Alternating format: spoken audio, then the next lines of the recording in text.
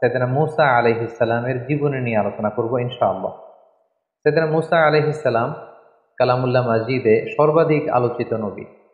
কুরআন আল কারীমে যে নবীর ব্যাপারে আল্লাহ তাআলা সবচেয়ে বেশি আয়াত নাযিল করেছেন তিনি হচ্ছেন সাইয়েদনা মূসা আলাইহিস সালাম।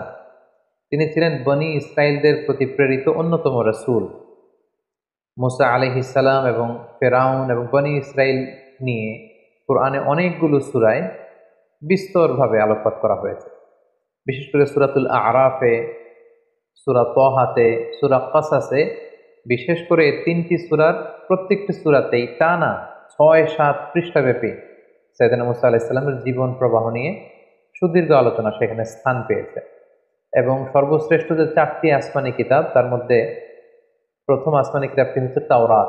এই তাওরাতকে আল্লাহ তাআলা সাইয়েদনা মূসা আলাইহিস সালামের উপর নাজিল করেছেন এবং তিনি আল্লাহ তাআলার সাথে সরাসরি কথা বলতেন। এজন্য ওনাকে বলা হয় কালিমুল্লাহ। আল্লাহ তাআলা বলছেন ওয়া কাল্লামাল্লাহু মূসা তাকলিমা। আল্লাহ তাআলা মূসা আলাইহিস সালামের সাথে ডিরেক্টলি উইদাউট এনি মিডিয়া, কোনো মাধ্যম ছাড়া, ফেরেশতাদের মাধ্যম ছাড়া সরাসরি কথা বলতেন। পৃথিবীতে অন্য কোনো নবীকে আল্লাহ তাআলা এই মর্যাদা দেননি যে সরাসরি আল্লাহ তাআলার সাথে কথা বলার সুযোগ। শুধুমাত্র মূসা আলাইহিস সালাম সরাসরি ডিরেক্টলি আল্লাহ তাআলার সাথে কথা বলার সুযোগ পেয়েছিলেন। এজন্য ওনাকে বলা হয় কালিমুল্লাহ অথবা নাজিউল্লাহ। মূসা আলাইহিস সালামের জন্মের সময়কালে মিশরের সোশিও পলিটিক্যাল অবস্থা কেমন ছিল এটা আমাদেরকে জানতে হবে। কারণ মূসা আলাইহিস সালাম যখন মিশরে জন্মগ্রহণ করেন তখন মিশরের জনগোষ্ঠীটা দুইটা ভাগে বিভক্ত ছিল। একটা ছিল কিপ্তি বা আদি মিশরী, এরাই ছিল মিশরের আদি বাসিন্দা। আরেকটা হচ্ছে বনী ইসরাইল। বনী ইসরাইলরা মূলত মিশরে এসেছিল সাইয়েদনা ইউসুফ আলাইহিস সালামের সময়কালে, যখন তিনি তার পিতা ইয়াকুব আলাইহিস সালামকে মিশরে আগমন করার জন্য আমন্ত্রণ জানিয়েছিলেন। ইয়াকুব আলাইহিস সালাম ওনার 10 ছেলেকে নিয়ে যখন মিশরে আগমন করেন, ঠিক সেই সময়টাতে বনী ইসরাইলের সর্বপ্রথম মিশরে অ্যারাইভাল হয় এবং সেই সময়কাল থেকে সাইয়েদনা মূসা আলাইহিস সালাম পর্যন্ত মিশরে বেসিকলি দুইটা গোষ্ঠীতে বিভক্ত ছিল মিশরী জনগণ। একটা হচ্ছে মিশরের আদি অধিবাসী বা আদি বাসিন্দা, যাদেরকে কিপ্তি বলা হতো। আরেকটা হচ্ছে বনী ইসরাইলদের অবস্থান, যারা অনেকটা মিশরে সংখ্যালঘু অভিবাসীদের স্ট্যাটাসে তারা থাকতো। এবং সেখানে কিপ্তিরা যেহেতু সম্রাট বংশীয় এবং মিশরের ফারাওরা বা ফেরাউনরা বা মিশরের কিং যিনি হবেন তারা যেহেতু কিপ্তি, আর বনী ইসরাইলরা তারা মিশরের আদি অধিবাসী নয়, বরং তারা অন্য এলাকা থেকে এলাকায় থাকতে এসেছে।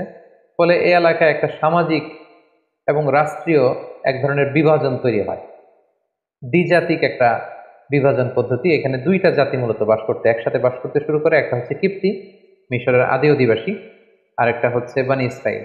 এবং ফেরাউনের একটা বিশেষ স্বপ্নের কথা আমরা শুনবো এখনই।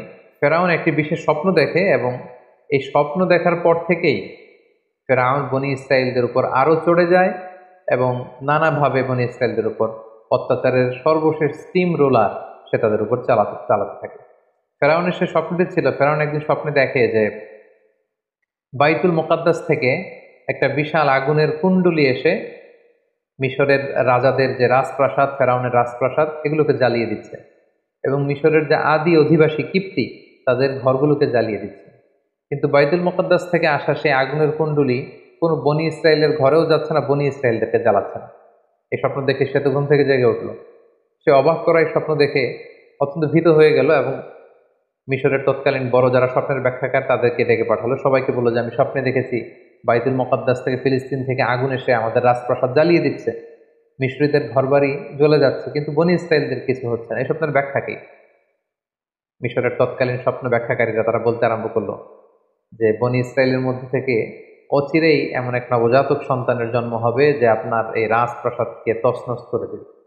এই ঘটনা শোনার পর থেকে ফেরাউন খুব ভয় পেয়ে গেল এবং সে ঘোষণা দিল, আজ থেকে বনী ইসরাইলের কোনো পুত্র সন্তানকে আমি বাঁচিয়ে রাখবো না, সব পুত্র সন্তানকে জবাই করা হবে, কেবলমাত্র বনী ইসরাইলের যে কন্যা সন্তান হবে এদেরকে বাঁচিয়ে রাখা হবে এবং এদেরকে আমরা দাসী হিসেবে ইউজ করব। আল্লাহ তাআলা কোরআনের অনেক জায়গায় এই ব্যাপারটা উল্লেখ করেছেন, ইউযাব্বিহুনা আবনাআকুম ওয়া ইস্তাহয়ুনা নিসাআকুম। তারা বনী ইসরাইলের পুত্র সন্তানদেরকে জবাই করে ফেলতো, একেবারে লিটারেলি জবাই করে ফেলতো, স্লটার করে ফেলতো, এবং বনী ইসরাইলের যে কন্যা সন্তান তাদেরকে তারা জীবিত রাখত। ঠিক এরকম একটি ভয়ঙ্কর পরিস্থিতির মধ্য দিয়ে যখন বনী ইসরাইলের কোনো ফ্যামিলিতে কোনো পুত্র সন্তান জন্মালেই তাকে মৃত্যুর মুখোমুখি হতে হয়, ঠিক ওই মুহূর্তে আল্লাহ তাআলা মূসা আলাইহিস সালামকে এই পৃথিবীতে পাঠালেন এবং এমনভাবে মুসা আলাহিসাল্লামের মা ওনাকে পেটে ধারণ করেছেন যে আশেপাশের মানুষরা বুঝতে পারেনি, তিনি লুকিয়ে রেখেছিলেন। এবং আল্লাহ তাআলার পক্ষ থেকে তার কাছে ওহী প্রেরণ করা হয়েছিল, যে ব্যাপারে আল্লাহ তাআলা সূরাতুল কসাসের মধ্যে বলছেন, ওয়া আওহাইনা ইলা উম্মি মূসা আন আরদিঈহি ফাইযা খিফতি আলাইহি ফাআলকিহি ফিল ইয়াম্মি ওয়ালা তাখাফি ওয়ালা তাহজানি। আল্লাহ তাআলা সাইয়েদনা মূসা আলাইহিস সালামের মাকে প্রত্যাদেশ করলেন যে, হে মূসার মা, অর্থাৎ মূসা আলাইহিস সালামের মায়ের হৃদয়ের ভেতরে আল্লাহ তাআলা এমন কিছু ঢেলে দিলেন যাতে করে তিনি বুঝতে পারলেন যে যখনই মূসা জন্মগ্রহণ করবে তাকে আমার সাথে রাখা যাবে না। আল্লাহ তাআলা বললেন, ফাআলকিহি ফিল ইয়াম্মি ওয়ালা তাখাফি ওয়ালা তাহজানি। হে মূসার মা, তুমি সিন্ধুকের মধ্যে মূসাকে ঝুঁকিয়ে তাকে নীল নদে নিক্ষেপ করে দাও, আর ভয় পেও না তুমি। ইন্না রাদ্দুহু ইলাইকি, আমি অচিরেই আমার বিশেষ কৌশলে মূসাকে, অর্থাৎ তোমার নবজাতক সন্তানকে তোমার কোলেই আমি ফিরিয়ে দিব। সুবহানাল্লাহ। এবং তাকে আমি রসুল বানাবো। ব্যাপারটি কেমন ছিল? তিনি কাঠ দিয়ে সিন্দুক বানালেন, মূসা আলাইহিস সালামকে ভাসিয়ে দিলেন, এবং মূসা আলাইহিস সালামের বোনকে তার মা বললেন যে তুমি নীল নদের পাশ দিয়ে হেঁটে যেতে থাকো এবং দেখো যে এই সিন্দুকটা কোথায় যায়। এই সিন্দুক যে ফেরাউনের বাড়ির যে নীল নদের ঘাট, সেখানে যে ভিড়ল, সেখানকার দাস দাসীরা সেটা পেয়ে বের করে ফেরাউনের স্ত্রী আসিয়া বিনতে মুজাহিমের হাতে দিল, এবং আসিয়া খুলে দেখে যে ফুটফুটে একটা নবজাতক পুত্র সন্তান। এবং মূসা আলাইহিস সালামের চেহারায় ছোটবেলা থেকে আল্লাহ তাআলা এমন মায়া ঢেলে দিয়েছিলেন, তিনি বলছেন, ওয়া আলকাইতু আলাইকা মাহাব্বাতাম মিন্নি। হে মূসা, আমি আমার পক্ষ থেকে তোমার মধ্যে অনেক মহব্বত ঢেলে দিয়েছি, যেই তোমাকে দেখে সে পছন্দ করে ফেলে।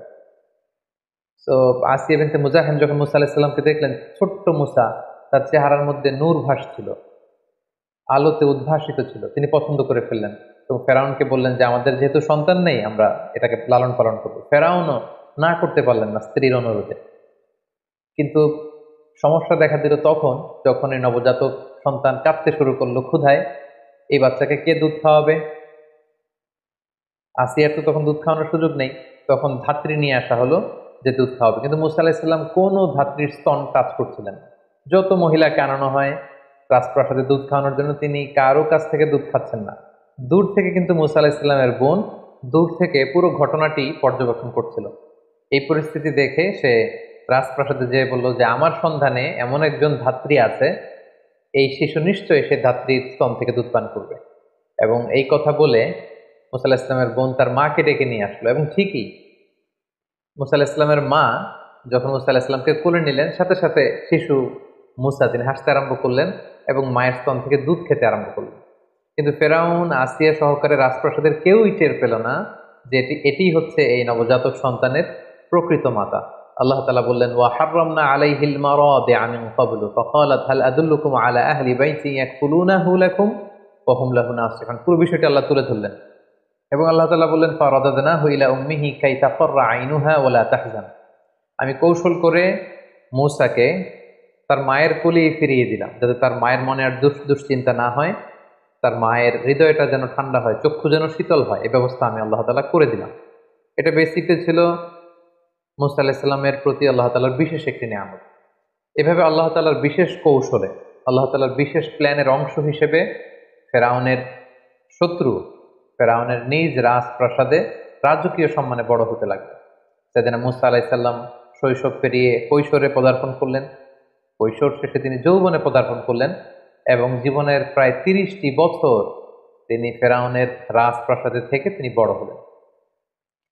মূসা আলাইহিস সালামের শৈশবকালের পর থেকে সুইচ করে আল্লাহ তাআলা ওনার যৌবনকালের একটি ঘটনা তিনি উল্লেখ করেছিলেন। তিনি রাস্তা দিয়ে একবার হাঁটছিলেন, হঠাৎ দেখলেন যে দুজন লোক ঝগড়া করছে। ফাওয়াজাদা ফিহা রাজুলাইনি ইয়াকতাতিলান, একজন মিশরীয়, একজন বানি ইসরাঈলী। এখানে বেসিক্যালি অপরাধী ছিল ঝগড়ার মধ্যে, দুইজনের মধ্যে অপরাধী লোক ছিল হচ্ছে মিশরী লোকটি, আর বনি ইসরাঈলের লোকটি ছিল মাজদুম, নিরপরাধী। মূসা আলাইহিস সালাম দেখলেন তাই তো, এই লোকটা তো অপরাধ করছে। উনি যে থামতে বললেন, তারা থামছে না। সেদিন মূসা আলাইহিস সালাম আঘাত করলেন, একটা থাপ্পড় মারলেন মিশরীর গালে। তো তিনি আঘাত করেছিলেন লোকটাকে থামানোর জন্য, কিন্তু সেদিন মূসা আলাইহিস সালামের হাতে আল্লাহ তাআলা এত শক্তি দিয়েছেন যে ওই থাপ্পড় খেয়েই মুহূর্তের মধ্যে ওই মিশরী ওই জায়গাতে মৃত্যুবরণ করে। সেদিন মূসা আলাইহিস সালাম ভয় পেয়ে গেলেন। দূর থেকে এক লোক এসে বলল যে, হে মূসা, তুমি তাড়াতাড়ি পালাও। ওয়াজা রাজুলুম মিন আকসাল মাদিনাতি ইয়াসআ قال يا موسى إن الملأ يأتمرون بك লিয়াকুতুলুকা ফাখরুজ ইন্নী লাকা মিনান নাসিহিন। সে এসে বলল, হে মুসা, তুমি পালাও, তোমাকে হত্যার জন্য ফেরাউনের আশেপাশের লোকজন, সভাসদ বর্গ তারা প্ল্যান করছে, তুমি বাঁচতে চাইলে এলাকা থেকে পালিয়ে যাও। সাইয়েদনা মুসা আলাইহিস সালাম এখান থেকে চলে গেল এবং মিশর ছেড়ে তিনি যেতে যেতে মাদিয়ান সীমান্তে চলে আসলেন। মাদিয়ানের কথা আমরা শুআয়ব আলাইহিস সালামের ঘটনার সময় পড়েছি, যেটা অ্যারাবিয়ান পেনিনসুলার একেবারে উত্তর পশ্চিম এলাকাতে অবস্থিত, অর্থাৎ দ্য গালফ অফ আকাবা, আকাবা উপসাগর এবং লোহিত সাগরের তীর ঘেঁষে একটি শহর।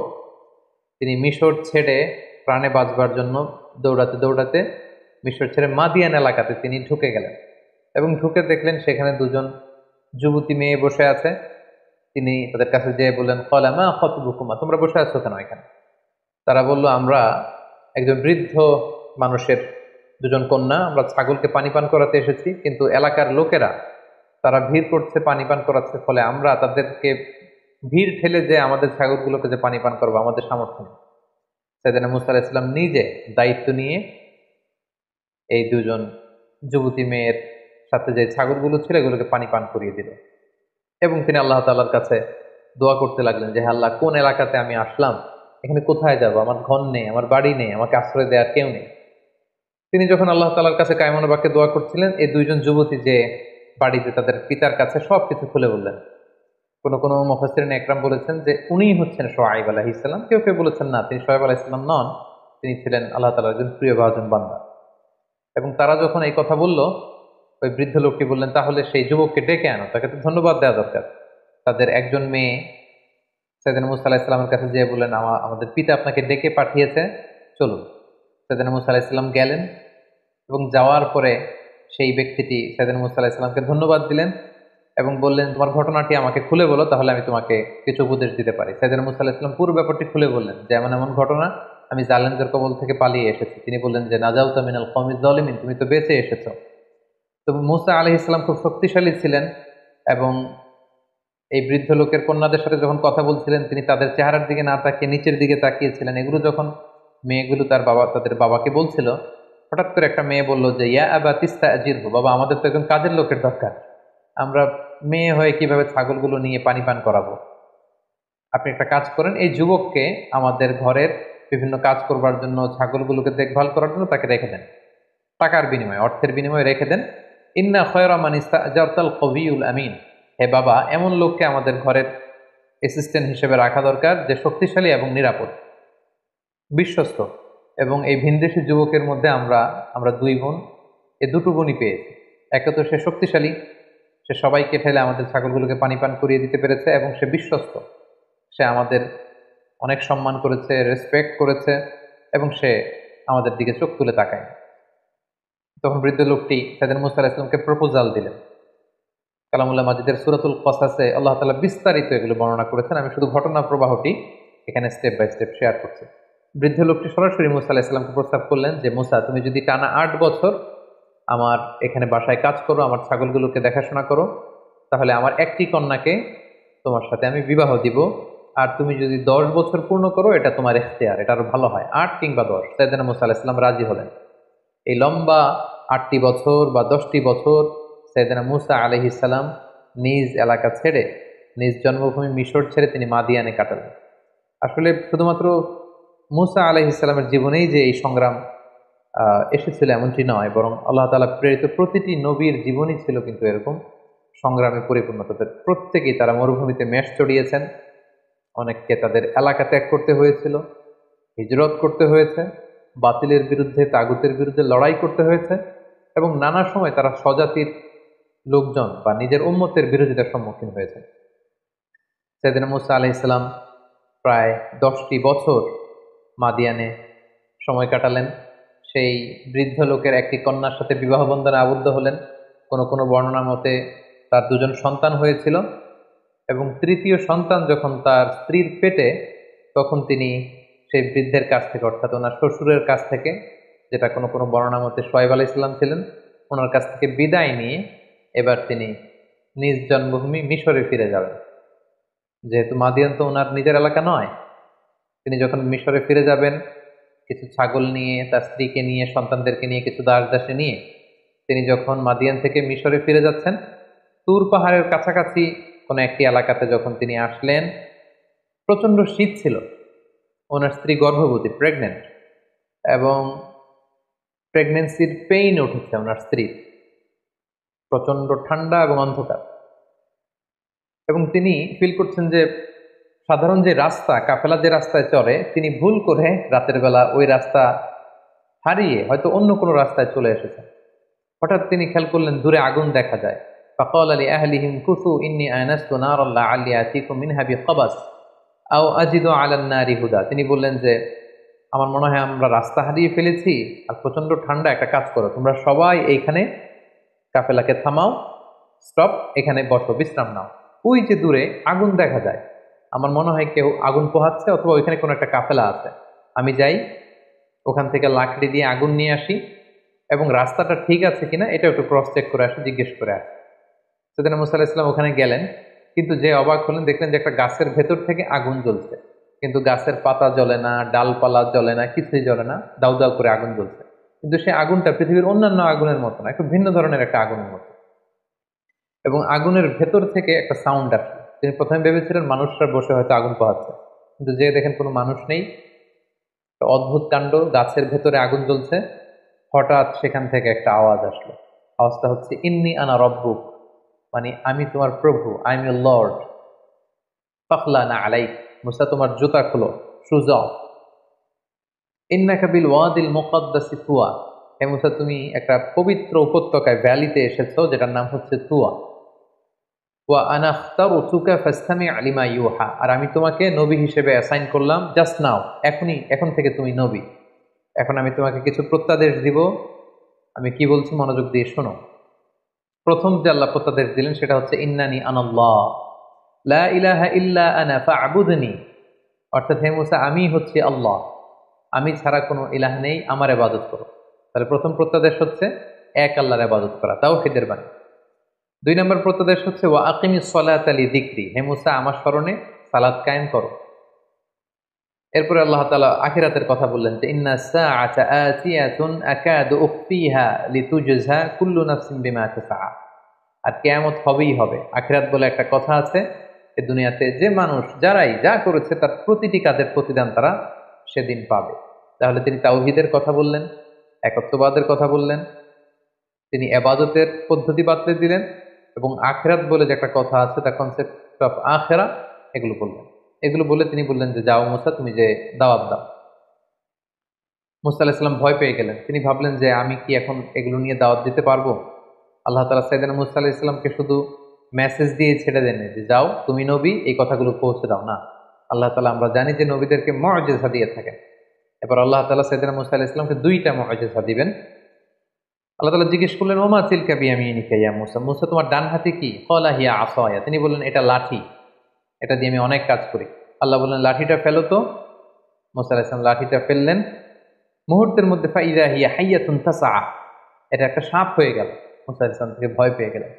আল্লাহ বললেন খুদহা ওয়ালা তাখাফ, মুসা ভয় পেও না, সানুঈদুহা সিরাতাহাল উলা, এটা তুমি ধরার সাথে সাথেই আগের মতো করে লাঠি হয়ে যাবে। তিনি ধরলেন এবং দেখতে পেলেন মুহূর্তের মধ্যে সেটা লাঠি হয়ে গিয়েছে। সুবহানাল্লাহ। এটা ছিল 1 নম্বর মুআজিজা। 2 নম্বর মুআজিজা হচ্ছে আল্লাহ বললেন যে ওয়াদমুম ইয়াদাকা ইলা জানাহিকা তাখরুজ বাইদা মিন গায়রি সু, হে মুসা তোমার বগলের ভেতর থেকে বা পকেট থেকে তোমার হাতটাকে এরকম বের করো, দেখবে যে তোমার হাতের মধ্যে জ্বলজ্বলে আভা। সাইয়েদনা মুসা আলাইহিস সালাম আল্লাহ তাআলার আদেশের সাথে সাথে হাতটা এরকম বের করলেন। বের করার সাথে সাথে তিনি দেখতে পেলেন যে হাতের ভেতর থেকে জ্বলজ্বলে আলোকচ্ছটা বেরোচ্ছে। আল্লাহ বললেন যাও, এই 2টা জিনিস দিলাম, লাঠি ফেললে সাপ হয়ে যাবে, হাত দেখালে এখান থেকে ফোকাস যাবে, নূর, আলো যাবে। এই 2টা দিয়ে তুমি তোমার নবুয়তের প্রমাণ দিবে। ইযহাব, যাও মুসা, ইলা ফিরআউনা ইন্নাহু তাগা, ফিরআউনের কাছে যাও, ফিরআউন তো অবাধ্য হয়েছে, তাকে যে দিনের দাওয়াত দাও। আল্লাহ তাআলা যখন আদেশ করলেন যে মুসা তুমি ফিরআউনের কাছে যাও, এই দাওয়াতগুলো পৌঁছে দাও, তিনি বললেন যে আল্লাহ আমার মুখের জড়তার কারণে আমি সুস্পষ্ট ভাষায় কথাগুলো পৌঁছাতে পারেন, আমার ভাই হারুনকে আপনি নবী বানিয়ে দেন। আল্লাহ তাআলা কবুল করলেন, হারুন আলাইহিস সালামকেও তিনি নবুয়ত দান করলেন। এবার 2 ভাইকে একসাথে অর্ডার করলেন যে ইযহাবা ইলা ফিরআউনা ইন্নাহু তাগা। এতক্ষণ বলেছিলেন মুসা যাও, এখন বললেন যে 2 জন যাও, মুসাও যাও, হারুনও যাও, অবাধ্য ফেরাউনকে দাওয়াত দাও, তবে মনে রেখো, ফাকুলা লাহু কওলান লাইয়িনান লাআল্লাহু ইয়াতাযাক্কারু আও ইয়াখশা, তোমরা দুজনে যে কোমল ভাষায়, সফট ল্যাঙ্গুয়েজে ফেরাউনকে দাওয়াত দাও। কারণ দাওয়াতের ভাষা হতে হয় সফট, কোমলতা বজায় রেখে তোমরা যে দাওয়াত দাও। সাইয়েদনা মূসা আলাইহিস সালাম আল্লাহর উপর ভরসা করে ভাই হারুনকে নিয়ে গেলেন এবং যে তিনি ফেরাউনের কাছে একটি আহ্বান এবং একটি প্রস্তাবনা রাখি। আহ্বানটি ছিল যে, এ ফেরাউন, আমাকে এবং আমার ভাইকে আল্লাহ তাআলা নবী বানিয়ে পাঠিয়েছেন, আমরা আল্লাহর পক্ষ থেকে রসুল হয়ে এসেছি, আমাদেরকে রসুল মানো, আর আল্লাহ তাআলাকে এক রব বা ইলাহ হিসেবে মেনে নাও। এটা ছিল আহ্বান। আর প্রস্তাবনা ছিল, তুমি যেহেতু বনি ইসরায়েলের উপর অত্যাচার করছো, তুমি বনি ইসরায়েলদেরকে মুক্ত করে আমাদের সাথে দিয়ে দাও। এটা কেমন যেন একটা পুরো বনি ইসরায়েলের জাতিগোষ্ঠীর জন্য একটা ইমানি আন্দোলন বা স্বাধীনতা আন্দোলন, বনি ইসরায়েলদেরকে মুক্ত করার আন্দোলন। একটি আহ্বান, একটি প্রস্তাবনা। আহ্বান হচ্ছে আল্লাহকে মানো, আমাদেরকে রসুল হিসেবে স্বীকৃতি দাও, আর যদি এটা করতে না চাও অ্যাটলিস্ট বনি ইসরায়েলদেরকে আমাদের সাথে যেতে দাও। ফেরাউনের সাথে বিশাল লম্বা কনভারসেশন হয়েছে সূরাতুশ শুআরাতে। যেহেতু শুরুতে আমরা বলেছি যে মূসা আলাইহিস সালামের ব্যাপারে এত এত আয়াত কালামুল্লাহ মাজিদে আল্লাহ তাআলা এনেছেন, যেগুলোর বিস্তারিত আলোচনা একটি পর্বে করাটা খুবই দুষ্কর, সেহেতু আমরা শুধু স্টেপ বাই স্টেপ ঘটনা প্রবাহের সামান্য ইঙ্গিত করব এবং অধিকাংশ আয়াতগুলোকে স্কিপ করে সংক্ষেপে শুধু ঘটনা প্রবাহটি উল্লেখ করব। সেদিন মূসা আলাইহিস সালামের সাথে ফেরাউনের লম্বা কনভারসেশন হয়। সেখানে মূসা আলাইহিস সালাম বললেন যে, আরসিল মা'আনা বানি ইসরাইল, বানি ইসরাইলকে আমাদের সাথে যেতে দাও। ফেরাউন সেটাকে প্রত্যাখ্যান করলো। সে বলল, তুমি কোন রবের কথা নিয়ে এসেছো? ওমা রব্বুল আলামিন, এই রব আবার কে? তুমি যে নবী হয়েছো তার প্রমাণ কি? সাইয়েদনা মূসা আলাইহিস সালাম বললেন যে, আমি প্রমাণ নিয়ে এসেছি, এই যে দেখো। লাঠি ফেললেন, সাপ হয়ে গেল। হাত উঁচু করলেন, হাতের ভেতর থেকে আলোকচ্ছটা বিচ্ছুরিত হতে লাগলো। এসব কিছু দেখেও ফেরাউন এবং তার সভাসদবর্গ সাইয়েদনা মূসা আলাইহিস সালাম এবং হারুন আলাইহিস সালামকে নবী হিসেবে মানতে নারাজ হলো। সবশেষে ফেরাউন মূসা আলাইহিস সালামের সব কথাকে, দাওয়াতকে প্রত্যাখ্যান করে বলতে আরম্ভ করলো, ফাজআল বাইনানা ওয়া বাইনাকা মাওঈদা লা নুখলিফুহু নাহনু ওয়ালা আনতা মাকানান সুয়া। মূসা, এত কিছুর শোনার দরকার নাই, তুমি যদি আমার সাথে কনফ্লিক্টে জড়াতে চাও, তুমি কি মুআজিজা নিয়ে এসেছো দেখি। আমি তো এটাকে মুআজিজা মনে করি না, আমি মনে করি জাদু। দেখি, আমার জাদুকরদেরকেও ডাকবো, তুমিও তোমার এই জাদু নিয়ে আসো, দেখি কে জিতে। তুমি একটা ডেট দাও, অ্যাপয়েন্টমেন্ট দাও, যেদিন আমিও আসবো তুমিও আসবে, সেদিন সবচেয়ে বড় খেলা হবে, তুমি আসো। ক্বালা মাওঈদুকুম ইয়াউমুজ যিনাতি ওয়া আন ইউহশারান নাসু দুহা। সাইয়েদনা মূসা আলাইহিস সালাম বললেন, ঠিক আছে, সামনের যে আমাদের ফেস্টিভ্যাল আছে, উৎসবের দিন, সেদিন আসো। এবং দুপুর বেলায়, যেদিন একেবারে ভেরি সানি ডে, আলোকোজ্জ্বল একটা দিন, সেদিন আমিও আসবো, তুমিও জাদুকরদের নিয়ে আসো। সেদিন মূসা আলাইহিস সালামের এই কথা শুনে ফেরাউন রাজি হলো এবং ফেরাউন মিশরের বিভিন্ন শহরে বড় বড় জাদুকরদেরকে একসাথে একত্রিত হওয়ার জন্য বলল এবং ফেরাউন তাদেরকে আশ্বস্ত করলো, যদি তোমরা মূসার উপরে তাকে হারিয়ে বিজয় লাভ করতে পারো, অনেক সম্মান তোমাদের হবে, আমার খুব কাছে চলে আসতে পারবে, অনেক উপঢৌকন, টাকা পয়সা, সম্মান, খ্যাতি সব তোমাদেরকে আমি দান করব, কিন্তু শর্ত হচ্ছে মূসাকে হারাতে হবে। উৎসবের দিন মিশরে সব মানুষ একত্রিত হলো। ফেরাউন আসলো, সেদিন মূসা আলাইহিস সালাম আসলেন, জাদুকররা আসলো। জাদুকররা এসে বলল, ক্বালু ইয়া মূসা, হে মূসা, ইম্মা আন তুলকিয়া ওয়া ইম্মা আন নাকুনা নাহনুল মুলকিন। আপনি জাদু আগে ফেলবেন না আমরা ফেলবো? মূসা আলাইহিস সালাম বললেন, তোমরা ফেলো। তারা ফেলতে আরম্ভ করলো। তাদের কারো কারো জাদুর ফলে বাঘ তৈরি হলো, সিংহ তৈরি হলো, ভাল্লুক তৈরি হলো, হাতি তৈরি হলো। এবার মূসা আলাইহিস সালাম বলল যে, আমি আমার মুআজিজা কি প্রদর্শন করব? তারা বলল, হ্যাঁ, আপনি প্রদর্শন করুন। সেদিন মূসা আলাইহিস সালাম তখন ওনার হাতের লাঠিটা শুধু ফেললেন এবং আল্লাহু আকবার, লাঠি ফেলার সাথে সাথে হাইয়াতান তাসআ, বিশাল এক সাপ হয়ে গিয়েছে। এবং এই মুআজিজা বিশিষ্ট সাপ সেই জাদুর বাঘ, ভাল্লুক, সিংহ যত কিছু ছিল সব কিছুকে খেয়ে ফেরাউনের সামনে এরকম হাঁ করে আছে। এবং এই দৃশ্য দেখে জাদুকররা তো অবাক, কারণ কোনটা জাদু এটা জাদুকররা খুব ভালো করেই জানে। তারা বুঝতে পেরেছে যে এটা আসলে জাদু নয়, এটা মুআজিজা ছাড়া অন্য কিছু নয়। এবং এই ব্যক্তি আল্লাহ তাআলার পক্ষ থেকে প্রেরিত রাসূল ছাড়া অন্য কেউ নন। ফাউলকিয়া সাহারাতু সাজিদিন, সব জাদুকররা সিজদায় লুটিয়ে পড়ল এবং তারা বলল যে আমরা ঈমান আনলাম। ফেরাউন তো রেগে গেল।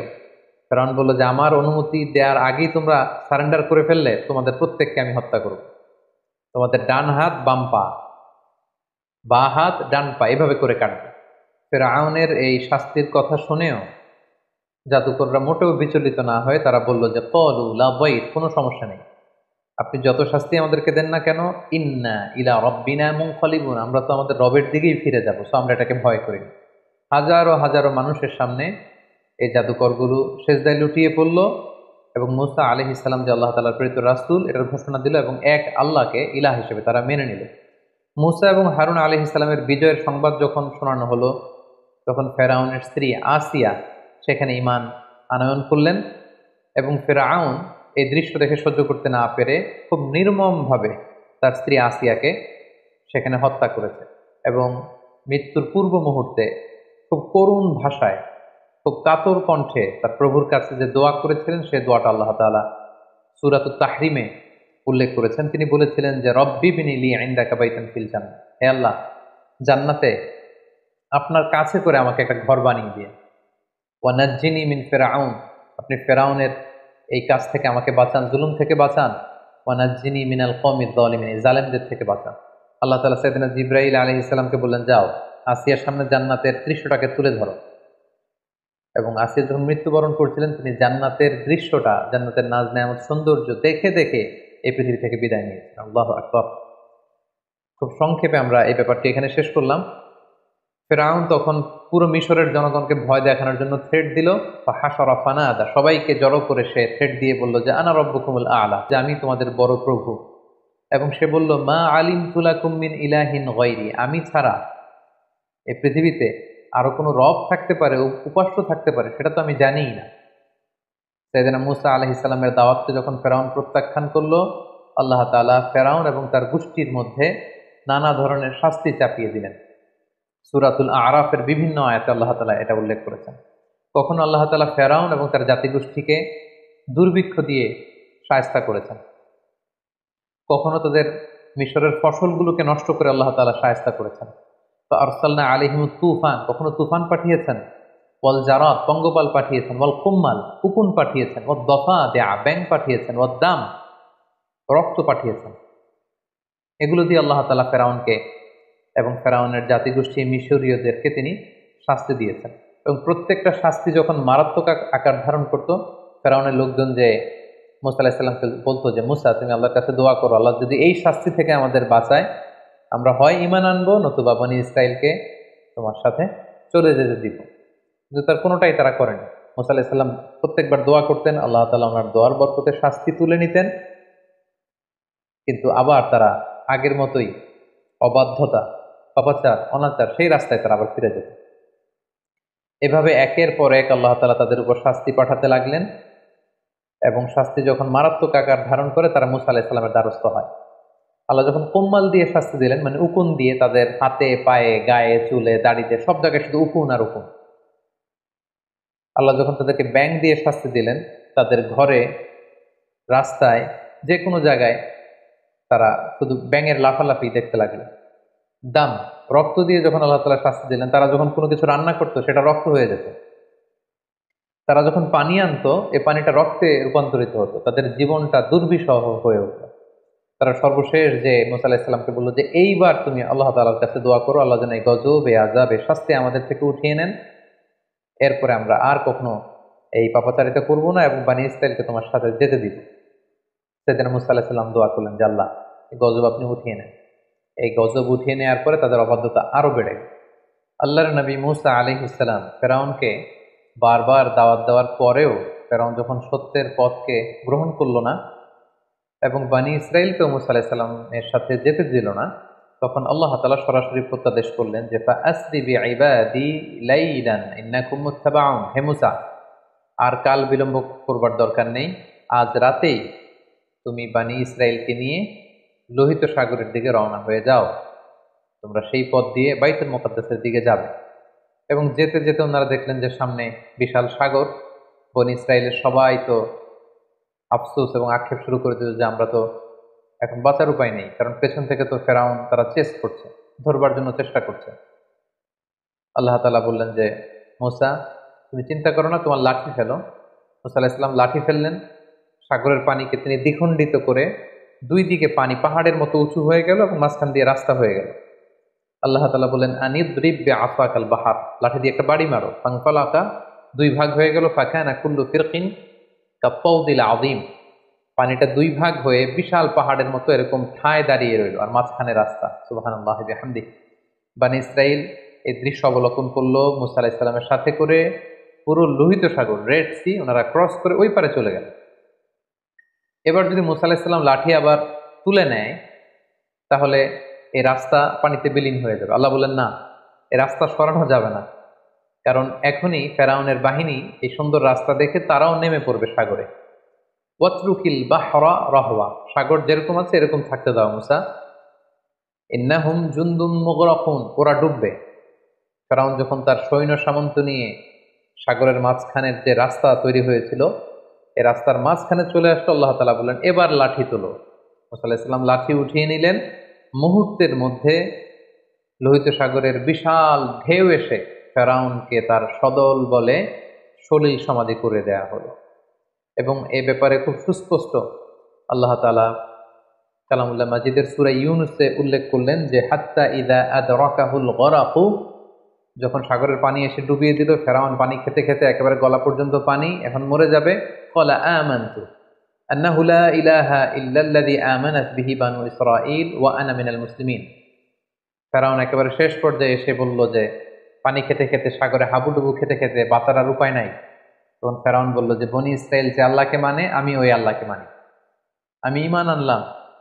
আল্লাহ তাআলা বলছেন আল আন, নাও, এখন তুমি ঈমান আনতে চাচ্ছ।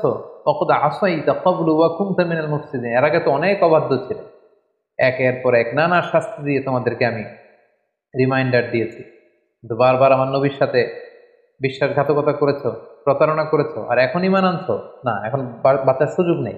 The time is up, the game is over. ফালইয়াউমা নুনাজ্জিকা বিবাদানিকা লিতাকুনা লিমান খালফাকা আয়া। ফেরাউন, আজকে তোমাকে আমি, তোমার দেহটাকে আমি চিরকালের জন্য রেখে দিব, তোমার দেহটাকে। পরবর্তী জেনারেশন যারা আসবে, জেনারেশন টু জেনারেশন, এই পৃথিবীতে যারা আসবে সবার জন্য তোমার দেহটা হবে একটা নিদর্শন। এবং আজও মিশরের জাতীয় যে জাদুঘর, সেখানকার রয়্যাল মমিস চেম্বারে ফেরাউনের লাশটি সংরক্ষিত রয়েছে। আমি নিজেও সে লাশটি দেখে এসেছি, এবং অনেক দর্শনার্থীরা যারা মিশরের রাজধানী কায়রোর এই জাদুঘরে গিয়েছেন, তারা ফেরাউনের সেই লাশ, এটা যে আজও সংরক্ষিত আছে, সেটা তারা দেখে এসেছেন। এবং ফেরাউনের সলিল সমাধি হলো, ফেরাউনের অনুসারীরা সাগরে ডুবে মারা গেল, আর সাইয়েদনা মূসা আলাইহিস সালাম, তাওহীদের ঝান্ডাবাহী মূসা আলাইহিস সালাম বানি ইসরাইলকে নিয়ে তিনি পার হয়ে গেলেন এবং মুক্তি পেলেন। দুই দল, এক দল ডুবে গেল, আরেক দল মুক্তি পেল। যেই দিন তারা মুক্তি পেল সেই দিনটা ছিল আশুরার দিন, এবং সেই আশুরার দিনে বানি ইসরাইল তারা রোজা পালন করত। আল্লাহ রাসূল সাল্লাল্লাহু আলাইহি ওয়াসাল্লাম মক্কা থেকে মদিনায় যে দেখলেন ইহুদিরা রোজা পালন করে একদিন, আল্লাহ রাসূল বললেন তারা যদি একদিন রোজা রাখে, আমরা রাখবো 2 দিন। তারা যদি এই রোজা পালন করে, মুসা তো আমার ভাই, শুকরিয়া স্বরূপ আমরাও রোজা রাখি। সেই হিসেবে আমরাও মুসলিমরা আশুরার দিন রোজা রাখি। আমরা আশুরার দিন রাখি এবং তার আগের দিন, অথবা আশুরার দিন এবং তার পরের দিন, আমরা 2টি রোজা রাখি ইহুদিদের বিরোধিতা হিসেবে। আল্লাহ নবী মুসা আলাইহিস সালাম তাদেরকে নিয়ে যখন বাইতুল মুকাদ্দাস অভিমুখে রওনা হলেন, আল্লাহ তাআলা বললেন, মুসা, তুমি বানি ইসরাইলকে নিয়ে জেহাদে অবতীর্ণ হও। এবং আমালেকার লোকজন বাইতুল মুকাদ্দাসে তখন থাকত। আমালেকা হচ্ছে সাইয়্যিদিনা হুদ আলাইহিস সালামের যে অধিবাসী আদ জাতি, তাদের একটি শাখা গোত্র। তারা ছিল মুশরিক, দৈহিকভাবে ছিল অত্যন্ত ওয়েল বিল্ড, সুঠাম দেহের অধিকারী, ভয়াবহ আকৃতি বিশিষ্ট লোক ছিল, তারা মুশরিক ছিল। আল্লাহ তাআলা বললেন, যাও মুসা বানি ইসরাইলকে নিয়ে তাদের সাথে জেহাদ করে তাওহীদকে প্রতিষ্ঠিত করো এবং বাইতুল মুকাদ্দাসকে উদ্ধার করো। মুসা আলাইহিস সালাম যখন বানি ইসরাইলকে তাদের কাছে যখন এই কথাটি পেশ করলেন যে আল্লাহ তাআলা বলেছেন জেহাদে অবতীর্ণ হতে, বানি ইসরাইলের লোকেরা বলল, ইন্না ফিহা কওমান জাব্বারিন, মুসা তুমি কি দেখো না সেখানে কত শক্তিশালী লোকজন। ইন্না লান নাদখুলাহা হাত্তা ইয়াখরুজু মিনহা, আমরা সেখানে যাব না যতক্ষণ না তারা বের হয়। তুমি আর তোমার রব যে সেখানে যুদ্ধ করো, আমরা যেতে পারবো না। তাদের এই অবাধ্যতার কারণে আল্লাহ তাআলা তাদেরকে শাস্তি দিলেন যে তোমরা যদি জেহাদকে অপছন্দ করো, তাহলে এখন যে মরুভূমিতে তোমরা আছো এটাকে তিহ প্রান্তর বলে। এই জায়গাটি তো আমি ঘুরে এসেছি, এই তিহ প্রান্তরে 40 বছর তোমরা এখানে থাকবে। আল্লাহ তাআলা 40 বছরের বিশাল একটা শাস্তি তাদের ঘাড়ের উপর চাপিয়ে দিলেন। বনী ইসরায়েলের লোকজন তিহ প্রান্ত থেকে অ্যাবাউট টার্ন করে মিশরের দিকে প্রতিদিন যেতে চাইতো। তারা রওনা হয়ে মুসা আলাইহিস সালামের বিরোধিতা করে তারা বাইতুল মুকাদ্দাসের দিকে যাবে না, তারা বলতো যে আমরা মিশরে ফিরে যাব। তারা রওনা হতো মিশরে যাওয়ার জন্য, সারাদিন তারা পথ চলতো। রাত্রিবেলায় তারা যখন ঘুমাতো, ঘুম থেকে উঠে দেখতো যেখান থেকে তারা রওনা শুরু করেছে ঠিক সেখানেই পড়ে আছে। এভাবে 40 বছর তারা দিকভ্রান্ত হয়ে এদিক সেদিক ঘুরে ঘুরে বেরিয়েছে, কিন্তু তারা পথের কোনো দিশা ফিরে পায়নি। তিহ প্রান্তরের এই 40 বছরের এই লং পিরিয়ড অফ টাইমে অনেক ঘটনাবলী ঘটেছে। তার মধ্যে অন্যতম হচ্ছে যে তাওরাত নাজিল হয়েছে সাইয়েদনা মুসা আলাইহিস সালামের উপর, এবং সাইয়েদনা মুসা আলাইহিস সালাম তাওরাত গ্রহণের জন্য 30 দিনের সিয়াম পালন করেছেন, ইতিকাফ করেছেন। পরবর্তীতে আল্লাহ তাআলা আরো 10 দিন বাড়িয়ে দিয়েছেন। 40 দিন তিনি সিয়াম এবং ইতিকাফ পালন শেষে তিনি তাওরাতকে আল্লাহ তাআলার পক্ষ থেকে রিসিভ করলেন। আল্লাহ তাআলা বললেন, ওয়া ওয়া'আদনা মূসা 30 লাইলা ওয়া আতমামনাহা বি'আশরিন ফাতাম্মা মিকাতু রাব্বিহি 40 লাইলা। আমি মুসাকে প্রতিশ্রুতি দিয়েছিলাম যে 30 দিনের পরে তুমি এই তাওরাতকে রিসিভ করবে, পরবর্তীতে আরো 10 দিন যুক্ত করে 40 দিনের একটা মিকাত বা পিরিয়ড অফ টাইমকে আমি ফিক্স করলাম, এবং তারপরে আমি মুসাকে এই তাওরাত দান করলাম। আল্লাহ তাআলা বলেন, ইন্না আনজালনা তাওরাতা ফিহা হুদা ওয়া নূর। আমি তাওরাতকে নাজিল করেছি, এর মধ্যে আমি হেদায়েত দিয়েছি, এর মধ্যে আমি নূর দিয়েছি। এবং মুসা আলাইহিস সালাম পরবর্তীতে বনী ইসরায়েলের মধ্যে যত নবীরা এসেছে ওনারাও এই তাওরাত দিয়ে মানুষের মাঝে দাওয়াতি কাজ করেছেন। এবং আল্লাহ তাআলা নিজ হাতে কাঠের তক্তা বা ফলকে এই তাওরাতকে তিনি লিপিবদ্ধ করে দিয়েছিলেন। এবং সাইয়েদনা মুসা আলাইহিস সালাম যখন তাওরাতকে রিসিভ করবার জন্য তুর পাহাড়ে চলে যান, তিনি তার ভাই হারুন আলাইহিস সালামকে বনী ইসরায়েলের দায়িত্বশীল করে যান, এবং তিনি এসে দেখেন যে তারা গোবৎস পূজায় লিপ্ত হয়ে গিয়েছে। তিনি ভাইয়ের প্রতি প্রচণ্ড রাগ হলেন, এবং এটার যে নেপথ্যে ছিল সামিরিকে শাস্তি দিলেন, এবং যারা এই শিরকের সাথে জড়িত ছিল আল্লাহ তাআলা তাদেরকে শাস্তির ঘোষণা দিলেন। এবং সাইয়েদনা মুসা আলাইহিস সালাম আবার তাদেরকে তাওহীদের দীক্ষায় তিনি দীক্ষিত করলেন। এই 40 বছরের লম্বা সময় আরো একটি ঘটনা ঘটেছে, সেটি হচ্ছে সাইয়েদনা মুসা আলাইহিস সালাম সরাসরি আল্লাহ তাআলার দিদার লাভের জন্য তিনি আবেদন করেছেন। আমরা শুরুতে শুনেছি মুসা আলাইহিস সালাম উনি একমাত্র নবী যিনি ছিলেন কালিমুল্লাহ বা নাজিউল্লাহ, সরাসরি আল্লাহর সাথে কথা বলতেন। তো যিনি সরাসরি আল্লাহর সাউন্ডটা শুনতে পান, আল্লাহ তাআলার কথা যিনি উপলব্ধি করতে পারেন, শুনতে পারেন, তার মনের মধ্যে আল্লাহকে দেখার আকাঙ্ক্ষা তো অনেক বেশি থাকবার কথা। তিনি বললেন, রব্বি আরিনি আনজুর ইলাইক, হে আল্লাহ আমি আপনাকে দেখতে চাই। ক্বালা লান তারানি, মুসা এটা সম্ভব না, কখনো তুমি আমাকে দেখতে পাবে না, never you can see me. ওয়ালাকিন ইনজুর ইলাল জাবাল ফাইন ইসতাকাররা মাকানাহু ফাসাউফা তারানি, পাহাড়ের দিকে তাকাও, পাহাড় যদি টিকে থাকে তবে দেখতে পাবে। আল্লাহ তাআলা নূরের তাজাল্লি দিলেন, মুসা আলাইহিস সালাম বেহুশ হয়ে গেলেন, আর পুরো পাহাড় ফাজআলাহু দাক্কা ওয়া খাররা মুসা সাইকা, পাহাড় ভেঙে চুরমার হয়ে গেল। মুসা আলাইহিস সালাম বেহুশ হয়ে গেলেন। হুশ ফেরার পরে তিনি আল্লাহ তাআলার কাছে ক্ষমা চাইলেন এবং বললেন, আল্লাহ আপনি যেটা বলেছেন ঠিকই বলেছেন, আসলে এই চর্মচক্ষু দিয়ে এই পৃথিবীতে অবস্থান করে আল্লাহ তাআলাকে দেখা বা আল্লাহ তাআলার দিদার লাভ করা এটি সম্ভব নয়, বরং যারা বিশ্বাসী তারা কিয়ামতের দিন আল্লাহ তাআলার দর্শন লাভে তারা ধন্য হবে। এভাবে 40 বছরের লম্বা সময় নানা ধরনের বায়না ধরেছিল এই বানী ইসরায়েলের লোকজন, অধ্যত্ব প্রকাশ করেছিল, নানা ধরনের হঠকারিতা তারা দেখিয়েছিল।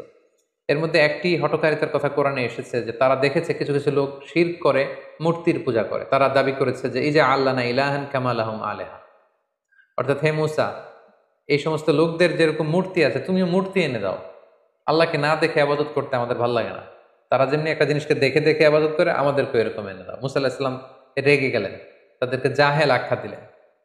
এবং আমরা জানি যে আল্লাহ তাআলা মান্না সালোয়া নামে বিশেষ কিছু খাবার বানী ইসরায়েলকে দিয়েছিলেন। তারা এই খাবার খেতে পছন্দ করলো না, তারা বললো যে লান নাসবিরা আলা তুআমিন ওয়াহিদ, হে মুসা প্রতিদিন এক খাবার ভাল লাগে না, ফাদউ লানা রাব্বাকা ইউখরিজ লানা মিম্মা তুমবিতুল আরদ, তোমার রবকে বলো যে এমন খাবারের ব্যবস্থা করে দিতে যেটা জমিন থেকে উৎপন্ন হয়, মিন বাকলিহা ওয়া কিসাইহা ওয়া ফুমিহা ওয়া আদাসিহা ওয়া বসলিহা, অর্থাৎ জমিন থেকে রসুন, পেঁয়াজ, ডাল, শশা, শাক সবজি এগুলো রান্না হবে, রসুন দিয়ে ভাগার দিয়ে আমরা খাবার খাবো, এটা আমাদের ভাল লাগে, আল্লাহর দেয়া খাবার আমাদের ভাল লাগে না। এরপর তারা আবার বায়না ধরেছিল যে লান নুমিনা লাকা হাত্তা নারাল্লাহ জাহরা, হে মুসা আল্লাহকে না দেখে আমরা আর ইবাদত করতে পারবো না, আগে আল্লাহকে দেখাও তারপরে আমরা ইবাদত করব। এভাবে একের পর এক তারা নানা ধরনের বায়না ধরতে লাগলো, অধ্যত্ততা প্রদর্শন করতে লাগলো, আল্লাহর পাঠানো রাসূল মুসা আলাইহিস সালামের কথার বিরোধিতা করতে লাগলো। সূরা বাকারাতে একটি ঘটনা উল্লেখ হয়েছে তাদের অবাধ্যতার, তাদের গোয়ার্তুমির একটা উদাহরণ আল্লাহ তাআলা এভাবে টেনেছেন। বনী ইসরায়েলের একজন লোক মৃত্যুবরণ করে, এই লোকের হত্যাকারীকে সবাই বলল যে মুসা, আমরা কেউ জানি না এর হত্যাকারীকে, এই কিলারকে তুমি খুঁজে বের করো, তোমার আল্লাহকে জিজ্ঞেস করো যে কে এই হত্যাকারী। মুসা আলাইহিস সালাম যখন আল্লাহর কাছে দোয়া করলেন, আল্লাহ বললেন একটা গরু জবাই করে সেই গরুর গোশত দিয়ে যখন সেই মৃত ব্যক্তির গায়ে টাচ করা হবে, সে মৃত থেকে জীবিত হয়ে নিজেই বলে দিবে কে হত্যাকারী। তো আল্লাহ তাআলার আদেশ পালনের জন্য একটা যে কোনো গরু ধরে জবাই করে সেটার গোশত দিয়ে মৃত ব্যক্তির গায়ে লাগালেই কিন্তু সে জীবিত হয়ে হত্যাকারীর কথা বলে দিত। কিন্তু বনী ইসরাইল এই সহজ কাজটি না করে এখানে ক্ষান্ত না হয় তারা বলল যে এই গরুর রং কেমন, আমরা তো বুঝতেছি না কোন ধরনের গরু জবাই করব, ছোট গরু, মাঝারি গরু, না বৃদ্ধ গরু, লাল গরু নাকি নীল গরু, কোন ধরনের গরু। একের পর এক নবী মুসা আলাইহিস সালামকে প্রশ্ন বানে জর্জরিত করতে করতে পরবর্তীতে আল্লাহ তাআলা এমন ক্রাইটেরিয়া ফিট করে দিলেন পুরো এলাকা জুড়ে আর সেই গরু খুঁজে পাওয়া যায় না। তো এইভাবে কালামুল্লাহ মাজিদের অনেক আয়াতে, বিশেষ করে সূরাতুল বাকারাতে আল্লাহ তাআলা বর্ণনা করেছেন যে কতভাবে এই বানী ইসরাইল আল্লাহ নবী মুসা আলাইহিস সালামকে জ্বালাতন করেছেন, যন্ত্রণা দিয়েছেন, ওনার কথার অবাধ্য হয়েছেন, আল্লাহ তাআলা এগুলো উল্লেখ করেছেন। কিন্তু তারপরেও আল্লাহ নবীর দোয়ার বরকতে সেই তিহ প্রান্তরে মরুভূমির মাঝখানে আল্লাহ তাআলা ওয়াজাল্লালনা আলাইকুমুল গামাম, মেঘমালা দিয়ে তাদেরকে ছায়ার ব্যবস্থা করে দিয়েছিলেন। তৃষ্ণা মেটাতে বানী ইসরায়েলের 12টা গোষ্ঠী ছিল, 12টা ঝর্ণার ব্যবস্থা করে দিয়েছিলেন। সেই জায়গাটা তো আমি ভিজিট করে 12টা ঝর্ণা দেখে এসেছি। মান্না এবং সালওয়া নামক খাবারের ব্যবস্থা করে দিয়েছিলেন। সাইয়্যিদুনা মূসা আলাইহিস সালামের সাথে খিজির আলাইহিস সালামের চমকপ্রদ একটি ঘটনা সূরাতুল কাহাফের ভেতর আল্লাহ তাআলা উল্লেখ করেছেন। ঘটনাটির সূচনাটি ছিল এমন, বনী ইসরায়েলের মাঝে বসে তিনি মূসা আলাইহিস সালাম বক্তব্য রাখছিলেন। একজন জিজ্ঞেস করলো যে পৃথিবীতে সবচেয়ে জ্ঞানী ব্যক্তি কে? মূসা আলাইহিস সালাম বললেন আমি। আল্লাহ তাআলা মূসা আলাইহিস সালামের এই প্রশ্নটা পছন্দ করলেন না। আল্লাহ বললেন, মূসা তুমি ভুল বলেছো, তোমার চেয়েও একজন জ্ঞানী ব্যক্তি আছে, তুমি মাজমাউল বাহরাইন, দুই সাগরের মিলনস্থলে যাও, সেখানে গেলে পাবে। মূসা আলাইহিস সালাম ইউশা ইবনে নুনকে নিয়ে, ওনার ভাগিনাকে নিয়ে সেখানে গেলেন। যে দেখলেন চাদর জড়িয়ে একজন লোক শুয়ে আছে, সালাম দিলেন। চাদরের ভেতর থেকে তিনি সালামের উত্তর দিলেন এবং বললেন কে? মূসা আলাইহিস সালাম বললেন আমি মূসা। ভেতরের লোকটি বলল বনী ইসরাইলের নবী মূসা? মূসা আলাইহিস সালাম বললেন হ্যাঁ। তারপর তিনি চাদর সরালেন, মূসা আলাইহিস সালাম ওনার সাথে কথা বললেন এবং মূসা আলাইহিস সালাম বললেন যে আমি শুনেছি আপনি অনেক জ্ঞানী, আমি আপনার কাছ থেকে কিছু জ্ঞান আহরণ করতে চাই। খিজির আলাইহিস সালাম বললেন যে না, আমাকে আল্লাহ তাআলা যেই জ্ঞান দিয়েছে সেটা রিসিভ করার ধৈর্য আপনার নেই, আপনি পারবেন না, আপনি ফিরে যান। মূসা আলাইহিস সালাম ওনাকে অনেক জোর করলেন। তিনি বললেন যে আপনি যদি অনুমতি দেন আমি আপনার সাথে একটা সফর করতে চাই, কিছুদিন আপনার খেদমতে থেকে, আপনার সাথে থেকে, আপনার অ্যাকম্পানি নিয়ে আমি আপনার থেকে কিছু নলেজ নিতে চাই।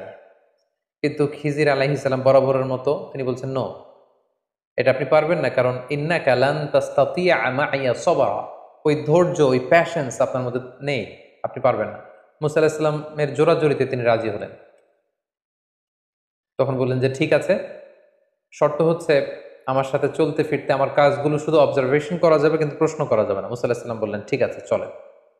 যেতে যেতে একটা নদী পেলেন, তিনি নৌকায় উঠলেন। নৌকার লোকজন তাদেরকে পার করে দিল টাকা নেওয়া ছাড়া ওই পাড়ে। তিনি ওই পাড়ে যে নৌকাটাকে ছিদ্র করে দিলেন। মূসা আলাইহিস সালাম বললেন এটা আপনি কেমন কাজ করলেন? তারা আমাদেরকে ফ্রিতে বিনা টাকায় নদী পারাপার করে দিল, আপনি নৌকা ছিদ্র করে দিলেন? খিজির আলাইহিস সালাম বললেন এই তো, আমি তো আগেই বলেছি যে আপনি আমার সাথে কন্টিনিউ করতে পারবেন না, আপনি তো প্রশ্ন করে ফেললেন। মূসা আলাইহিস সালাম বললেন যে আমি ক্ষমা চাই, এরপর থেকে আমি আর কোনো প্রশ্ন করব না। খিজির আলাইহিস সালাম ওনার এক্সকিউজ গ্রহণ করলেন, আবার চলতে আরম্ভ করলেন। হঠাৎ একটা ছোট বাচ্চাকে খেলতে দেখে বাচ্চাটাকে ধরে খিজির আলাইহিস সালাম হত্যা করে ফেললেন। মূসা আলাইহিস সালাম বললেন এটা আপনি কি করলেন? একটা নিরীহ নিষ্পাপ মাসুম বাচ্চাকে আপনি হত্যা করলেন। সেদিন খিজির আলাইহিস সালাম বললেন আবারও আপনি আপনার প্রমিসকে ভঙ্গ করেছেন, আবার আপনি প্রশ্ন করেছেন, আর সামনে আপনাকে নিয়ে এগোনো যাবে না, আপনি এখান থেকেই চলে যান। সেদিন মূসা আলাইহিস সালাম বললেন যে আমি আবারও দুঃখ প্রকাশ করছি, আরেকবার আপনি আমাকে সুযোগ দেন, এরপরে যদি আমি প্রশ্ন করি তাহলে হাদা ফিরাকু বাইনি ওয়া বাইনাক, আর কোনো কথা আমার থাকবে না। খিজির আলাইহিস সালাম মেনে নিলেন, আবার চলতে আরম্ভ করলেন। এবার দুজনই খুব ক্ষুধার্ত। এক ইহুদি বসতির সামনে যেয়ে তিনি বললেন যে আমাদেরকে কি কোনো খাবার দেয়া যাবে, আমরা দুজন অত্যন্ত ক্ষুধার্ত। তারা বলল যে না, আমরা খাবার দিতে পারবো না। ওনারা এই বাড়ি থেকে বের হয়ে আসার সময় দেখলেন বাড়ির চারদিকে একটা দেয়াল ভেঙে পড়বার মতো উপক্রম। খিজির আলাইহিস সালাম উনি বললেন, আসুন মুসা, আমরা এই দেয়ালটাকে ঠিক করে দেই। এমনি নবী মুসা আলাইহিস সালাম ক্ষুধার্ত, খিজির আলাইহিস সালাম তিনিও ক্ষুধার্ত। মুসা আলাইহিস সালামকে সাথে নিয়ে ওনারা দেয়াল ঠিক করতে লাগলেন। বাড়ির চারদিকে দেয়ালটাকে সুন্দরভাবে ওনারা ঠিক করে দিয়ে চলে যাবেন। ক্ষুধার্ত নবী মুসা আলাইহিস সালাম আর ধৈর্য ধারণ করতে পারলেন না। উনি বললেন, এটা একটা কাজ হলো? আমরা ক্ষুধার্ত খাবার চাইলাম, তারা তো খাবার দিলই না, আপনি ওই বাড়ির চারদিকের দেয়ালকে ঠিক করে দিলেন। আর দেয়াল ঠিক করলেন করলেন ভালো কথা, এই দেয়াল ঠিক করার বিনিময়টা তো নিতে পারতেন, এটার যে পারিশ্রমিক এটাও তো নিলেন না। এবার খিজির আলাইহিস সালাম বললেন, না, ক্বালা হাযা ফিরাকু বাইনি ওয়া বাইনিক, এটাই হচ্ছে তোমার আর আমার মাঝে ফেরাক, আপনাকে নিয়ে আর সামনের দিকে যাওয়া যাবে না। এবার আপনি শুনুন কেন আমি এই কাজগুলো করেছি। প্রথমে যারা আমাদেরকে ফ্রিতে নদী পারাপার করে দিয়েছিল তাদের নৌকা ছিদ্র করেছে এই কারণে, এলাকায় একজন অত্যাচারী বাদশাহ রয়েছে, সে যাদেরই নৌকা পায় সেই নৌকাগুলো সিজ করে নিয়ে যায়, লুটতরাজ করে। কিন্তু আমি তাদের নৌকা ছিদ্র করে দেওয়ার কারণে এই নৌকাটাকে বাদশাহ আর সিজ করবে না বা নিয়ে যাবে না।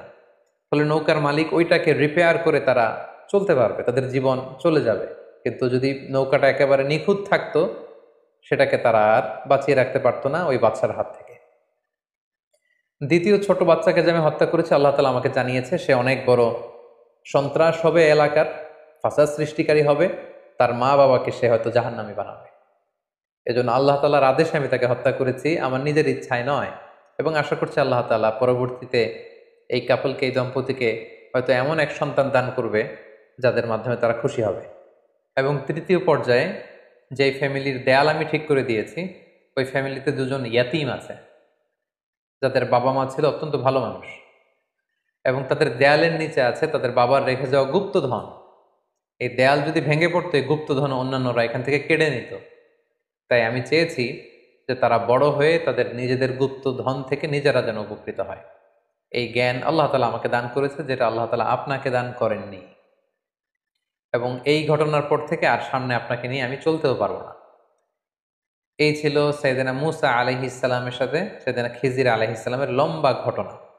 এছাড়াও বিভিন্ন সহিহ হাদিসে সাইয়েদনা মুসা আলাইহিস সালামের ব্যাপারে অনেক ঘটনা উল্লেখ রয়েছে। তার মধ্যে থেকে দুই একটি ঘটনা আমরা এখানে উল্লেখ করি। আমরা সহিহ মুসলিমের একটি বর্ণনা থেকে জানতে পারি যে আল্লাহ রাসূল সাল্লাল্লাহু আলাইহি ওয়াসাল্লাম যখন মেরাজের রাতে বিভিন্ন নবীদের সাথে দেখা করেন, সেখানে মুসা আলাইহিস সালামের সাথে দেখা করেছিলেন। এবং আল্লাহ তাআলা আমাদের জন্য 50 ওয়াক্ত সালাত বিশ্বনবীকে উপহার দিয়েছিলেন। রাসূল সাল্লাল্লাহু আলাইহি ওয়াসাল্লাম সেই সালাত নিয়ে যখন নেমে আসছিলেন, মুসা আলাইহিস সালাম জিজ্ঞেস করলেন যে আল্লাহ তাআলা আপনাকে কি দিয়েছেন? আল্লাহ রাসূল সাল্লাল্লাহু আলাইহি ওয়াসাল্লাম বললেন যে 50 ওয়াক্ত সালাত। মুসা আলাইহিস সালাম বললেন, সর্বনাশ, আপনার উম্মত তো 50 ওয়াক্ত সালাত পড়বে না, আপনি যান কমিয়ে নিয়ে আসেন, কমিয়ে নিয়ে আসতে পারলে ভালো হবে।